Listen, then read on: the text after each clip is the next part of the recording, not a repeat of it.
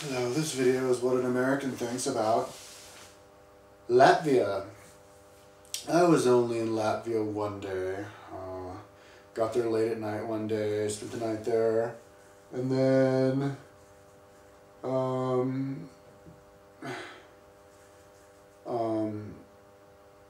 spent the whole next day there, and then took the night bus into Estonia, in Riga. So yeah, well, taking the bus across Latvia, I saw the countryside. It was flat, totally flat. Lots of forests. Pretty much all over the Baltics, you got lots of pine forests and flatness. And off in the distance, you can see those big old communist apartment blocks that can house 1 million people and not so much space.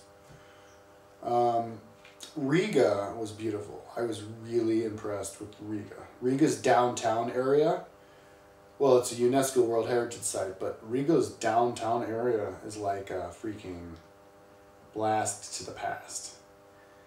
It's like Prague, where it's all pedestrian, only Prague is like Disneyland. Riga, because they have all these huge stores there and cars everywhere, overcrowded, but Riga is like, there's no cars in the downtown. I don't know if they can drive or if they won't. I think they could, but they just didn't. Cars just completely avoided downtown area of Riga, like for blocks and blocks. And it's all really narrow cobblestone streets, you know, crisscrossing and going under buildings and, you know, under arches and stuff, and lots of different, at least 2 church areas, like one with 2 churches next to them with like a kind of, where they all, these little roads kind of convene, and you got people selling stuff, and another church a couple blocks away with this big kind of square area in front of it, and a couple other big squares. And then there's this river, because they have a really big river going through Riga, and most of it's on the northern side of Riga. I didn't go on the southern side of it. It looked like the city pretty much ended after the southern side.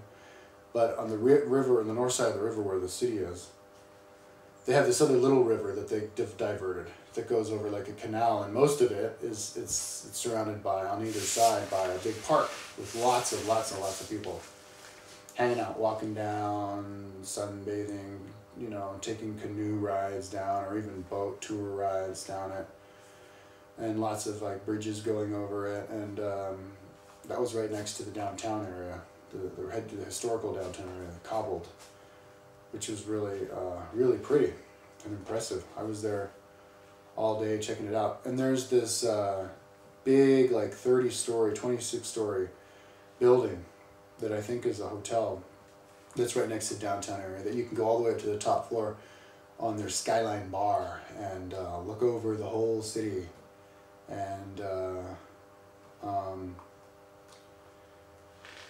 do the panorama. Riga is bigger, a lot bigger than Vilnius. Vilnius is a little city. Riga is a big city, but it's not as big as like the big cities. But it is a pretty big city. But you can see the end of it off in the distance, not so far. So I guess medium-sized big city. I don't know the exact population, but it looked like north of where I was, though, it wouldn't have been that interesting to check out, just normal city roads and roads. But the part that I was in was really interesting, and lots of tourists everywhere. The hostel I stayed at, the Naughty Squirrel, it was an Australian hostel. That's a weird thing about Australians, like noticing, you notice a couple things, some interesting things traveling. That I noticed is that you have that, like, you know, certain countries export certain things, you know. Now, one thing that the Irish export is pubs. Everywhere I go, there's the Irish pub, because I guess Irish have the best pubs. So yeah, there's one in Riga, there's one everywhere. Irish pub, and I'm sure it's owned by Irish people. It's like, so, and even people told me recently on YouTube, they're like, you better go to Ireland and hang out in the pubs, man, pub life, you know? So I guess they're really friendly. They like to party and hang out with you and stuff in Ireland. But anyways, the Australians like to export the hostels. They set up this hostel network, and they're like, come to the Australian hostel, mate. So you go there, and it's all Australians. So that's what the Naughty Squirrel is. It's the Australian hostel. But there are lots of hostels like that. We're going, it's all Australians because they all go to the same hostel. But it was a cool hostel. And they had this hangout area, and the people who worked there were really jivey and wanted to help you out and give you the map and tell you where to go and everything. selling beer and, you know, making it a party hustle and stuff. But yeah, in Riga, next to where I was, they have hangars, 4 different hangars in a row. There were like 7 hangars, and 4 of them in a row, and then the other 2, like 3 over there. But for making those big balloons, I can't remember what they're called. Yeah, but those big balloons that they used to use to get around. And I went in, and now they're like supermarkets. They've converted them into markets. When I went in, it was like a supermarket and lots of stores and stuff in there. And I was filming, and some lady in one of the side stores is like, "No picture!" And I was like, "Whoa, okay, sorry, I didn't even point it to you." But then like some security guard lady like makes me stop filming, so I guess they didn't want to film in there, which is interesting. I don't know why the deal with that was. Like maybe they're ashamed that they're using hangers as their sword. I don't know what the deal. But maybe I'll study up on that. But on the outside, they had some selling too. But then I went to the other side, to the Russian side, Little Moscow. And in the middle, they had this church that was this big, like, Empire State Building looking like building. And they had one of those in Moscow, in Poland. And I think Poland, was it part of USSR? But anyways, I think, yeah, the Russians, I think, built that big building in Poland. It's this big, like, building. Kind of looks like, it's really bland and gray and, like, brown, and kind of looks like Empire State Building. Somebody said they thought it was really ugly, but I guess the Russians put that there. Maybe they had one that was smaller than that. So maybe that's what the Russians do. They go in and build one of those buildings, put their stamp on it. But it was there in Little Moscow. I think they're pretty, but it's cool to have a big building like that. But anyways, being there was really, it's a lot different from the other part of town. Even though it's really close, that sector, had really dilapidated buildings, like wooden buildings where they're so dilapidated you can see them sagging all over the place and not painted at all, and all the brick buildings not painted and the paint chipping off, and a poor part. And the guy at my hostel said I should check it out during the day, but at night it's dangerous, so I won't go there at night. But because it was part of the USSR, and I guess they brought a bunch of Russians in there, and so maybe they're the poor people. So, but I didn't see many. I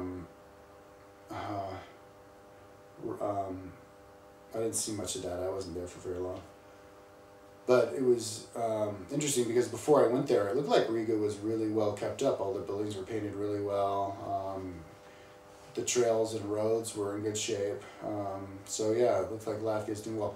Latvia, I think, at one certain year, in like 2003 or something, it was the fastest growing country in GDP in the EU. But now it has like the highest crime rate or something. Riga has the highest crime rate of any city in the EU, because they'd fallen the hardest in one certain year or so. Anyways, and I think it's the second poorest country in the EU.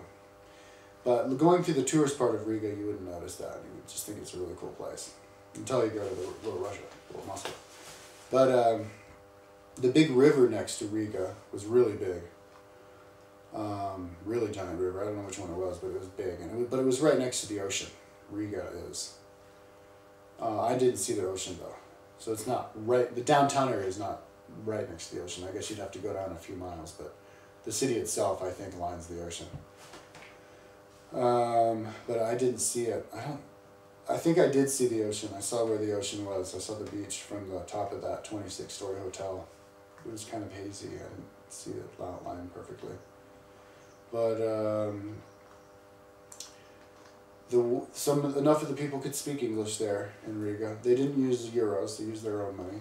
Every country in the Baltics uses their own money. Which is interesting for me, because that means that in the course of a week and a half, I had used 7 different kinds of currencies.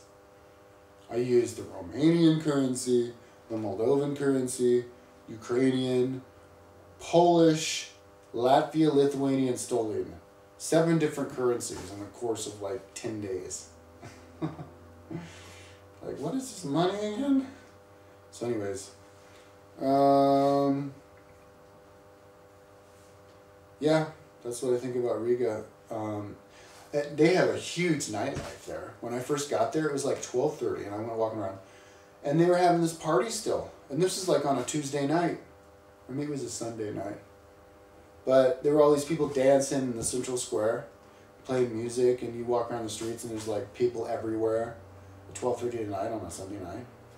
So, and it was still a little bit. It was. I think it was dark by then, but it was a little bit light until like 11:30. So yeah, they're into the nightlife over there in Riga. Yeah, so that's what American thinks about Latvia.